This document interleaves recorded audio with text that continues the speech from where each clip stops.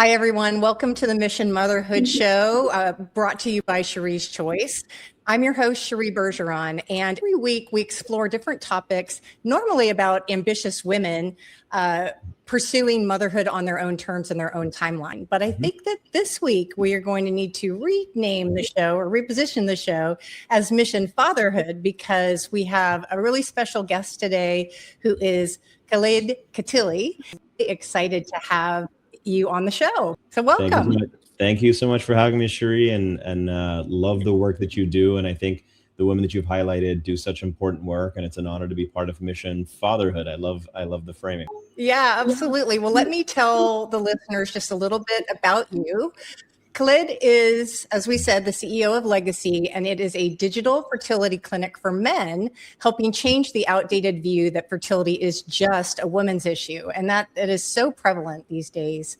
He's a graduate of the Harvard Innovation Labs and Y Combinator, and has raised $50 million from top-tier investors like First Mark Capital and Bain Capital, as well as from celebrities. I think that's really fascinating, like Justin Bieber and DJ Khaled. Legacy has been listed by Forbes as among the America's top startup employers, by Financial Times ranked as one of their 2024 fastest growing companies, and by Business Insider startups most likely to become unicorns. I want to know more about that, what that's about. But Khaled is also a member of the Young Presidents Organization, is an Aspen Ideas Health Scholar, and has been awarded 40 Under 40 by the Arab America Foundation.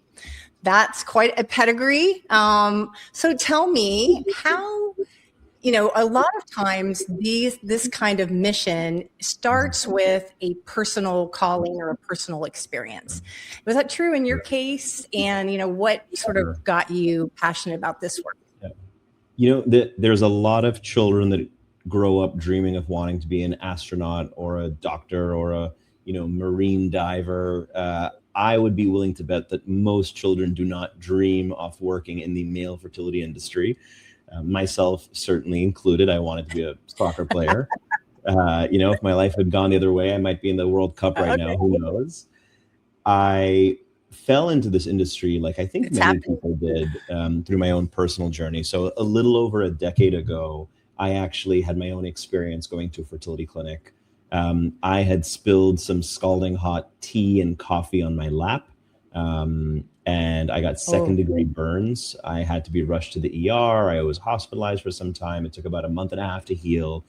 And, having an incident like that makes you worry, oh my gosh, what if something were to happen to my ability to have kids? And so I was living in Cambridge, Massachusetts at the time, and I typed into Google, local sperm bank in Cambridge, Massachusetts. And I found a location, made an appointment, and I went over and I walked in. And what proceeded to happen, you walk in, they hand you the cup, they lead you to the room. The room is the size of a large cupboard.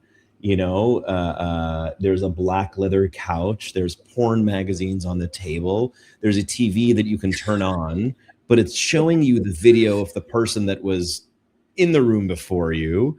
You can hear everybody outside. And for the staff that work there, right, it's just a normal work day. Oh, God. Meanwhile, you're being asked to kind of produce a sperm sample under pressure. And I remember in my case, they were running late that day and said, hey, we actually only have about a 10-minute time window. So if you could, hurry it up, that would be great. No pressure. No pressure. Right. Go through the sample, go through the process of producing a sperm sample. They kept calling it the specimen, which I don't know why. I always found kind of gross. But hand them the sample, head back home. And for a week, I am wondering and worrying and imagining what happens if I find out that I can't have kids, right? I'm imagining every conversation I'll have to have with every future partner, try to explain to her that I'm not going to be able to give her children, how I think about my own identity as a man, as a potential husband and father. I mean, this is something that is so existentially important, and we can get philosophical about why we are on this planet, but from a biological perspective, we are here to reproduce. Like that is our biological reason for existing as a species. And so the prospect that you may not be able to do that is really scary.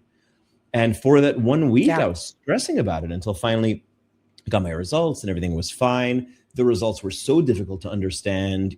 I didn't know what motility and morphology and volume and all of these things actually meant. I was just kind of trying to scan to see, am I in the normal range? And I remember the feeling that I had, my God, like the wave of relief. And it just felt so profound to know that I would be able to have a family of my own someday. And I contrasted that with how weird and awkward the experience was. And I just really got fixated on the contradiction between those two things. And I kept saying, there's got to be a better way. Why aren't more guys thinking about this? And if there were an easy way to do this that was affordable, why wouldn't every guy do this? If even just to understand himself, his body, and his fertility, or even to freeze his sperm and to have an insurance policy for the future to make sure he can have kids someday. And so that was kind of the idea. It was at a moment where fertility, I think, was a really hot market. We had investors who were, coming after us. We ultimately raised about $50 million from different venture capitalists and so on. It was a very exciting time, but really driven by that one experience where I was worried I might not be able to be. Right. And I mean, what you've described a lot of times, and I know even in my journey through IVF, I kind of thought, well, the guy's part is the easy part. I mean, that was my bias, right? Sure. But what you've described is an incredibly awkward kind of, it's still very, very intimate, regardless of which role you're playing. And I think what you really have tapped into is how it should be more supportive of the person going through it. And, when you describe that anxiety, I mean, that is a woman's cycle through IVF the whole time as well. So, I mean, it's really, and there is no doubt. Well, and there really is no comparison even between what women have to go through compared to what men have. It's so much worse and so much more invasive and expensive and time consuming.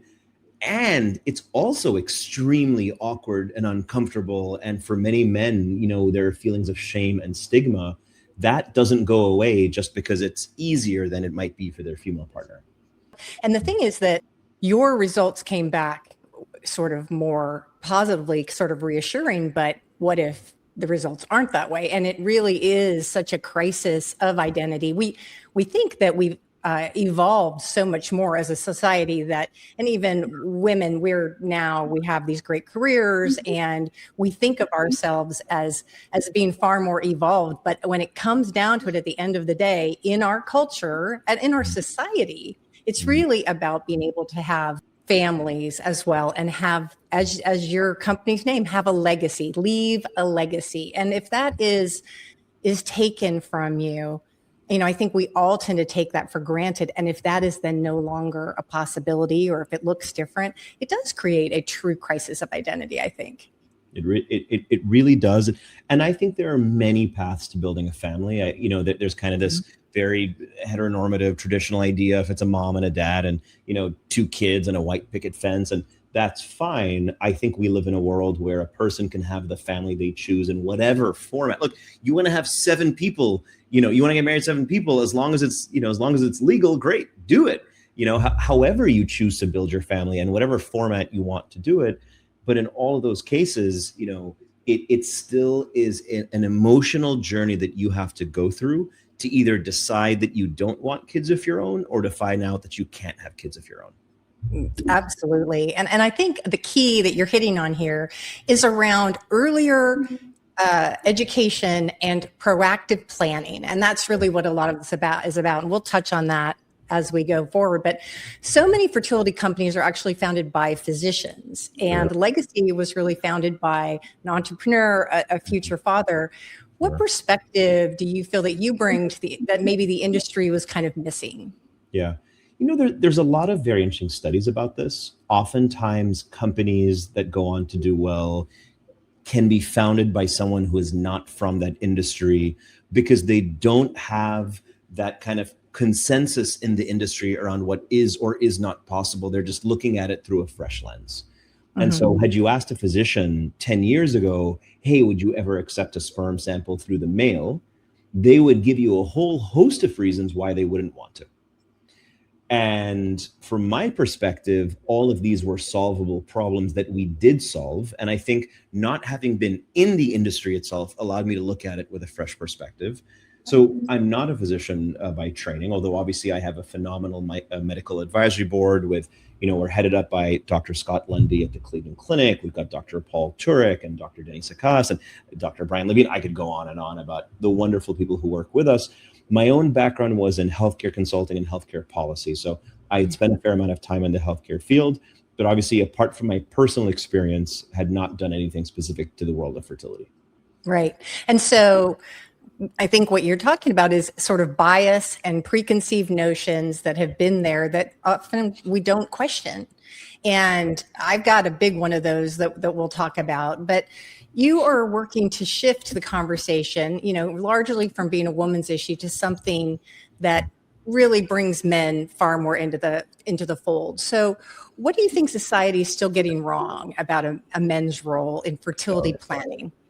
Cheri, you would be shocked by the number of people I've spoken to, women included, physicians included, OBGYNs included, who are still grossly underinformed on the role of the sperm in having a healthy baby.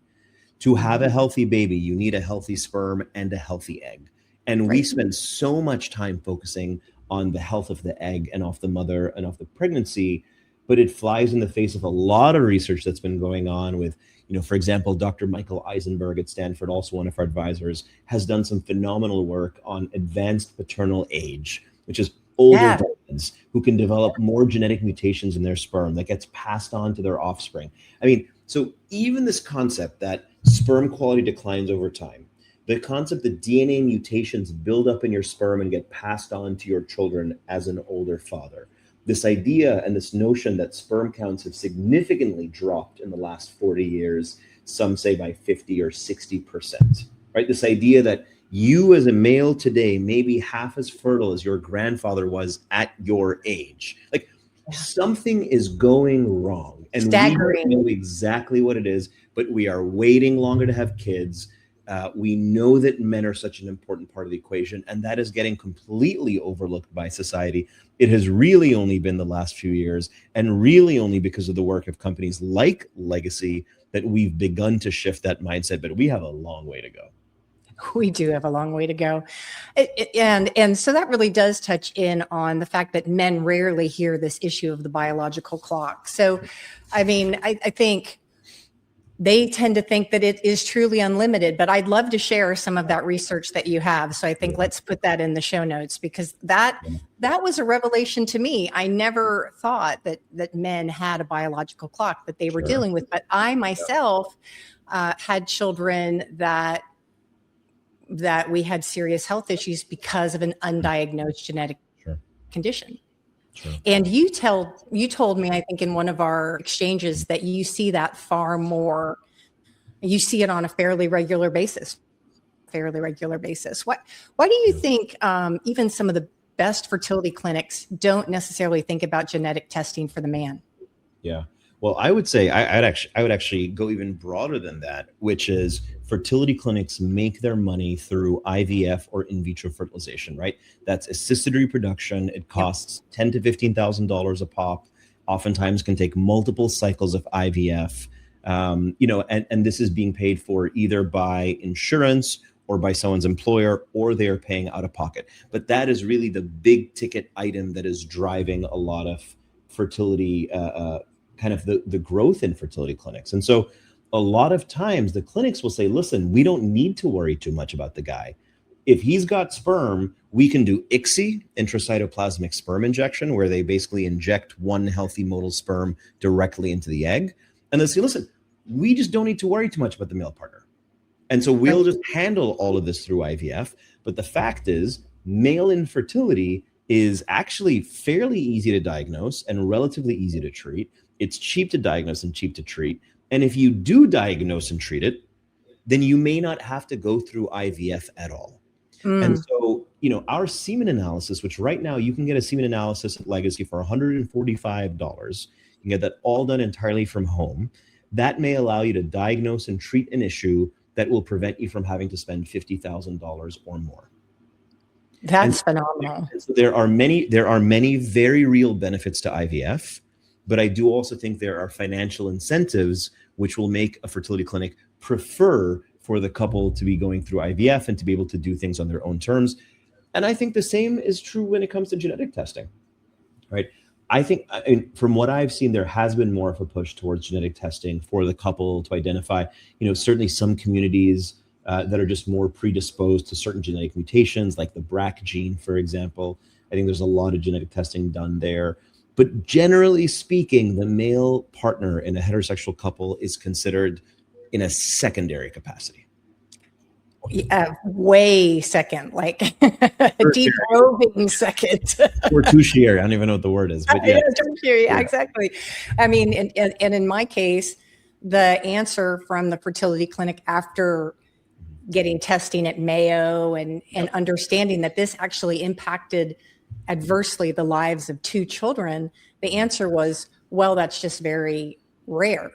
And it's like, well, how many instances do you have to have? How many loss of life of innocent children do you need to have that this becomes a priority? I mean, it blew my mind. And for them, it is an unfortunate thing that happens in their day-to-day work. And for the person who's affected, it changes their life forever. And so they have a level, I don't want to say they're flippant, because I think doctors care very deeply about their patients, but to them, it's rare, oh no, and then they move on. But for the person who's affected, it is changing their life forever. That's absolutely true. And I think, again, it just becomes one of those biases. And you're right. They're probably looking at the numbers and they're saying, well, why ask someone to get a $3,000 test when it's unlikely? But my son's medical bills were $750,000 for his 19 days of life versus a $3,000 test. Yeah. And you just think about that. Yeah. But another thing that you kind of alluded to was, the loss of fertility compared to previous generations. And I think there are lifestyle choices that impact that. Diet, weight, alcohol, marijuana, all of these things impact women's fertility, but also men's. And what are you seeing to be some of the worst offenders, or is there any, real data around that? Yeah. I will start by some news that we shared on April 20th, which is 420, which is some pretty compelling studies now showing that marijuana use and cannabis use is not good for your sperm. And what I say to people is, listen, you think about what marijuana or CBD does to you, it slows you down. It's going to make your sperm sluggish too. I found that visual helps people understand it. The other big one that we see a lot is men who are in their 30s and 40s and 50s who are taking TRT, or testosterone replacement therapy. And that is artificial testosterone that they are injecting into their bodies. Well, what most men don't know, and actually we had run a survey a few years ago and found that about 73% of men who take TRT thinks it's going to improve their sperm quality. Right? That's the message, right? That's the virility. Yeah, exactly.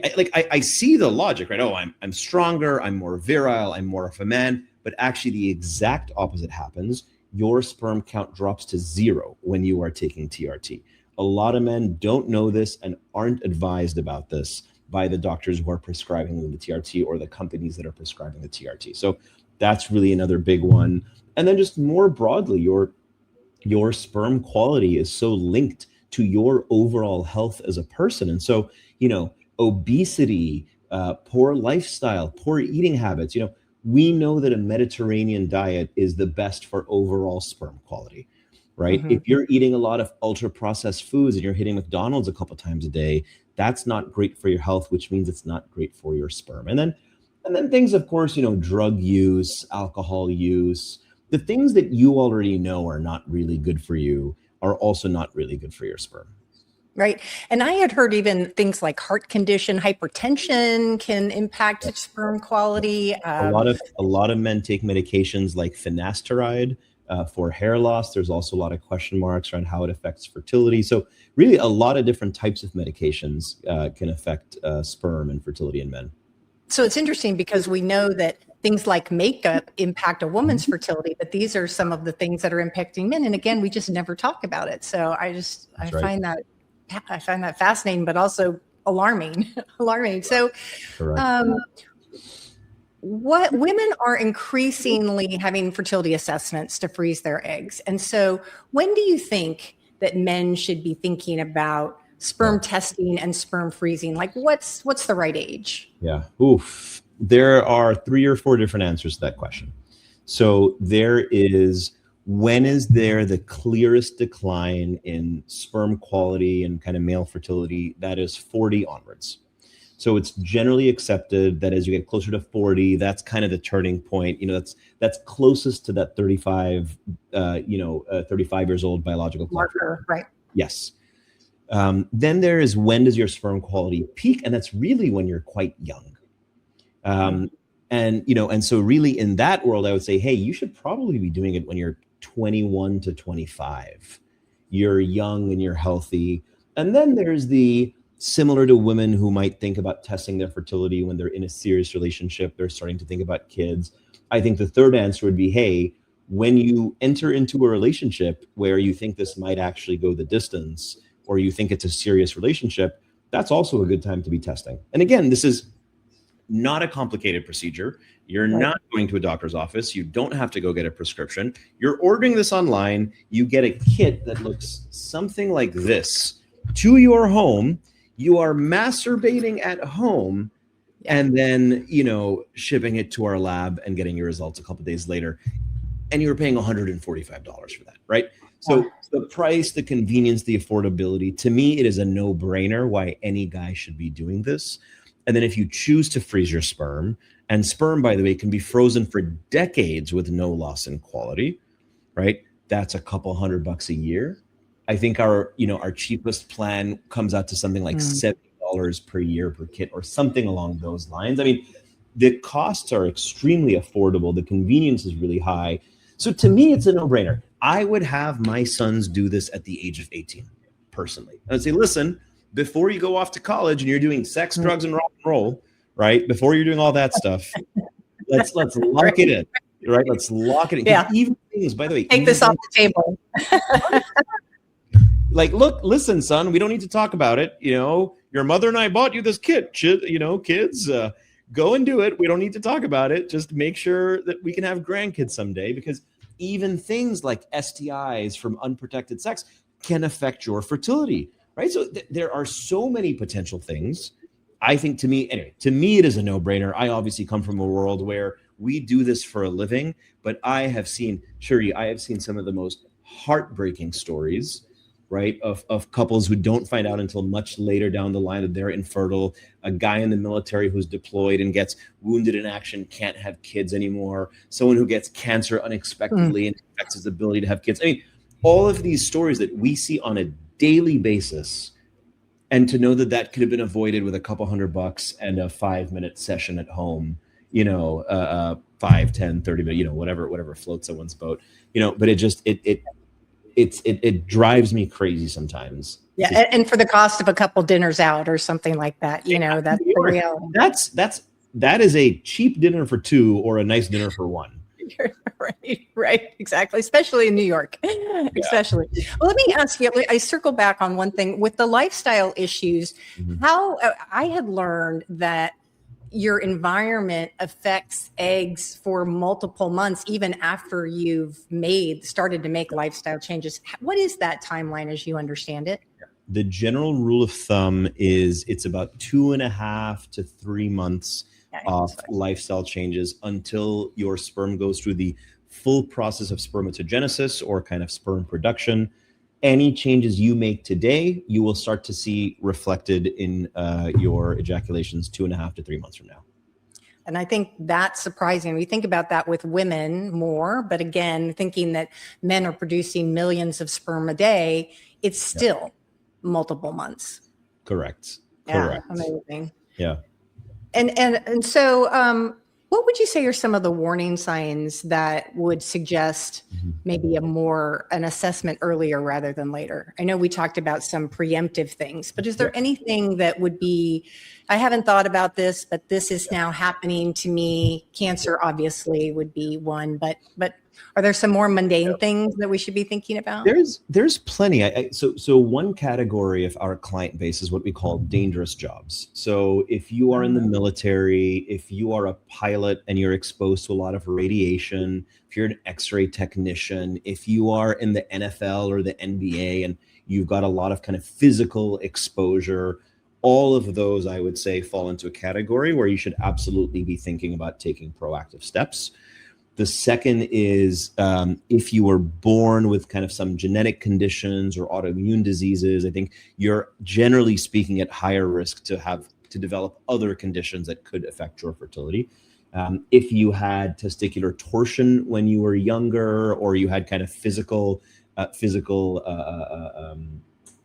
hits, let's say, right, to the groin area or to the testicles. Right. This kind of rough housing can actually have an impact. So those are kind of some more tactical things to consider. And then the third is just if you're the kind of person who likes to know. When I think back to when 23andMe was big, there were about 10 or 15 reports that you had to click to unlock, because the contents of those reports were on genetic conditions that could be really debilitating, and maybe that's not information you want to have. Right? If I were going to drop dead at the age of 40, I would rather not know.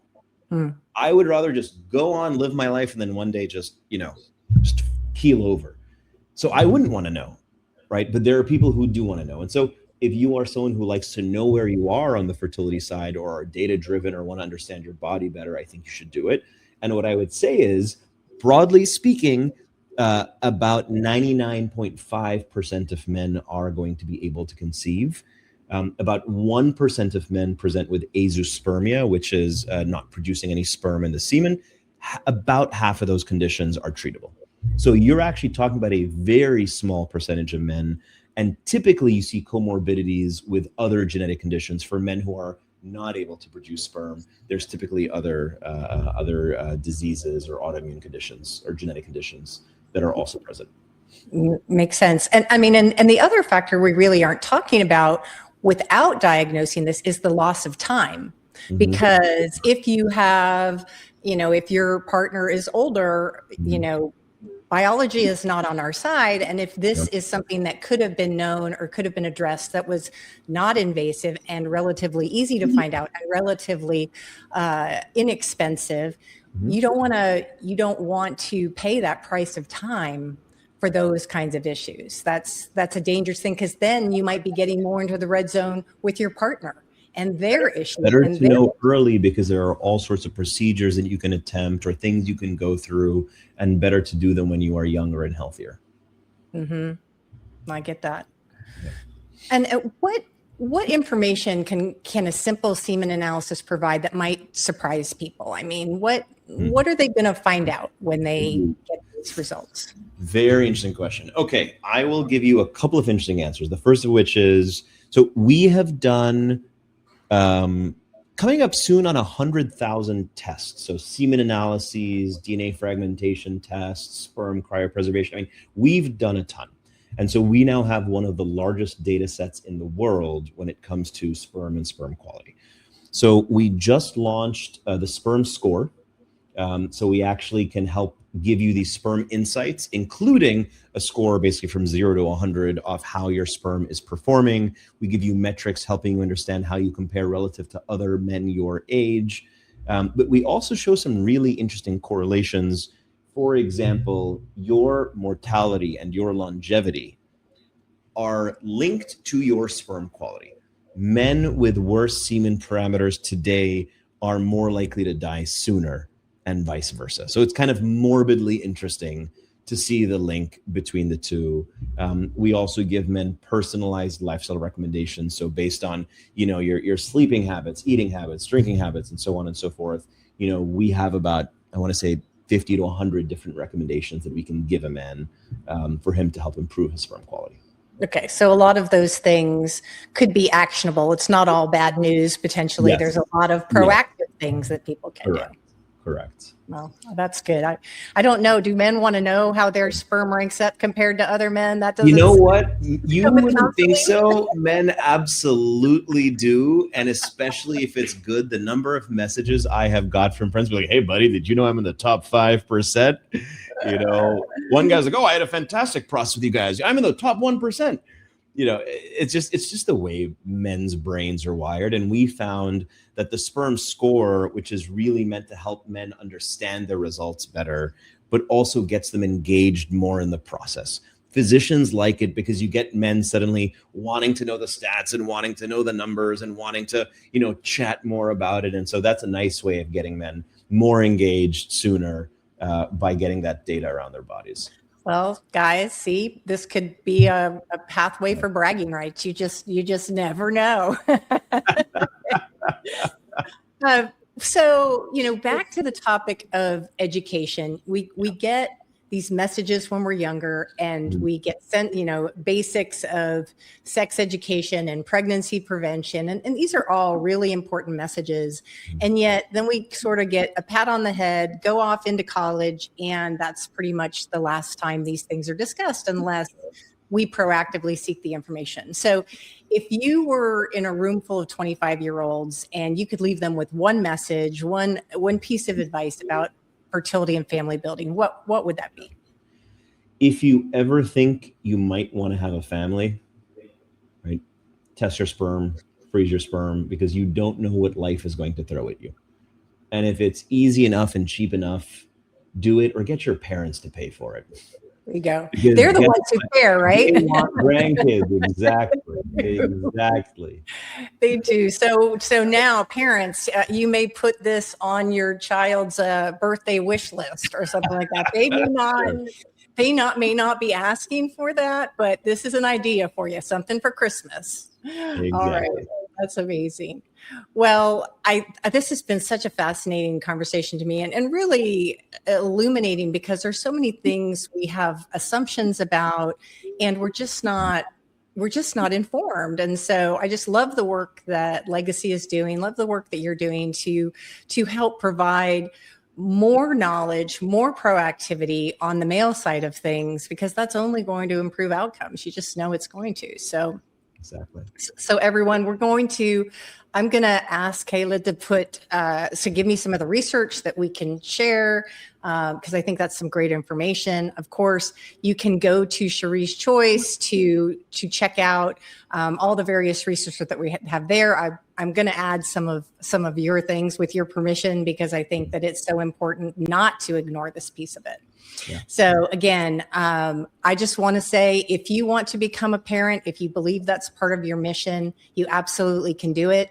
With knowledge, courage, determination, and a village that loves you, anything is possible. Men, take this to heart, and also, you know, be proactive in your planning as well.